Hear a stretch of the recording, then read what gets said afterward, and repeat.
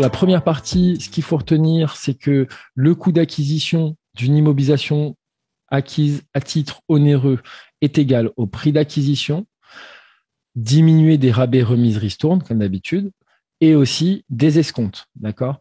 L'escompte, cette fois, il s'enregistre pas à part. Là, il est intégré au coût d'acquisition, hein, d'accord? C'est différent avec les achats.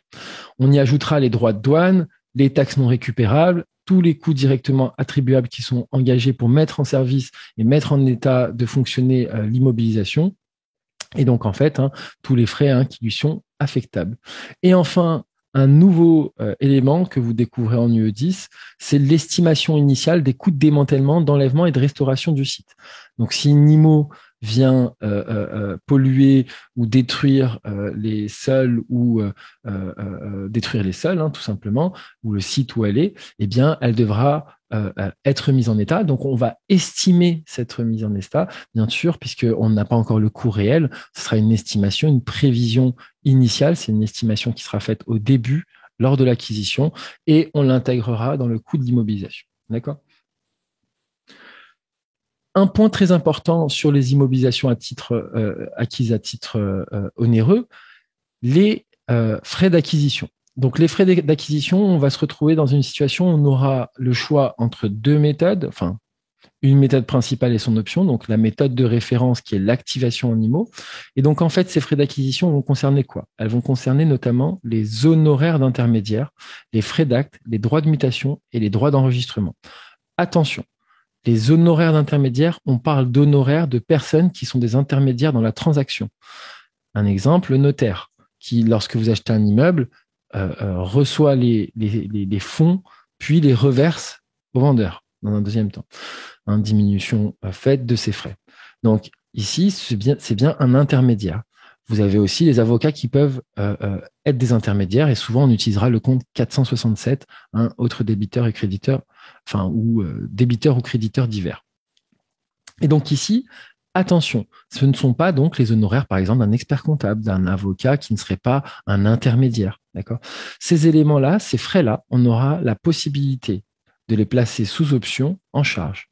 Tandis que la méthode de référence, ça sera de les activer en IMO. D'accord ? Donc, ils seront activés en IMO si vous n'avez pas d'informations, par exemple, ou qu'on vous dit de suivre la méthode de référence. Sur option, ils seront comptabilisés en charge. Alors, ici, bien sûr, c'est une décision de gestion, ça veut dire que c'est le gérant, le patron, le président, etc. qui décide. Mais ce qu'il faut savoir, c'est que l'un ou l'autre, ça peut changer la donne sur le résultat. Donc ici, quand vous choisissez de le mettre sur option, sur charge, ça impacte le résultat de l'exercice en cours. Tandis que quand vous décidez de l'immobiliser, ça va suivre le rythme d'amortissement du bien. D'accord ? Donc ça sera étalé sur le temps. Donc, c'est un choix qui permettra de maximiser ou de diminuer le résultat de l'entreprise aussi. Je vous ai mis quelques informations, notamment sur les histoires d'honoraires et surtout ne pas confondre avec les autres honoraires tels que, par exemple, j'en ai mis ici, les architectes, géomètres, experts comptables. Eux ne peuvent pas faire l'objet de l'option puisque ce ne sont pas des honoraires d'intermédiaire. Quelques coûts sont exclus, la TVA déductible, d'accord, bien entendu. Des coûts engagés après la mise en service du bien. Une fois que le bien est mis en service, que le plan d'amortissement est en route, on ne peut plus augmenter la valeur du bien. Les coûts administratifs qui sont considérés comme des frais généraux qu'on ne peut pas imputer directement, justement, à l'immobilisation. Les frais de formation du personnel, je le mets en rouge parce que ça revient très souvent. Attention, les frais de formation du personnel, même si c'est pour l'utilisation de l'immobilisation. Les frais de carte grise, je rappelle pour les véhicules de tourisme, vous pouvez les mettre en charge. Alors, on peut aussi les mettre en IMO, certains le font, mais de préférence, mettez-le sur le 635. 4 en charge. Les frais de carburant aussi, toujours en charge, puisqu'ils ne peuvent pas être immobilisés. Et les coûts de rémunération et autres avantages du personnel ne résultant pas directement de l'acquisition de l'immobilisation. Voilà à peu près tous les coûts qui sont exclus.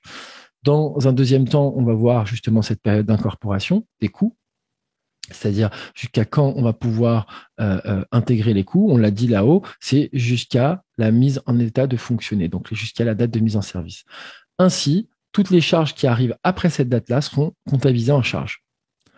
Enfin, ça nous amène au fameux coût de démantèlement, ce coût de démantèlement qui est donc estimé, d'accord, devra respecter bien sûr quelques conditions. Le démantèlement concerne bien sûr des grandes installations, toutes les constructions qui vont entraîner une dégradation immédiate, d'accord, et surtout Je continue un petit peu, hein, je vous laisserai voir le détail tranquillement. L'enlèvement concerne des éléments démantelés et les déchets aussi, d'accord. Et la restauration du site induit la remise en état du site dans son état initial, d'accord. Comment on va enregistrer ça? Le coût de démantèlement. Donc, l'actif va être augmenté au débit, pardon, contre une contrepartie qui sera la provision pour remise en état. D'accord.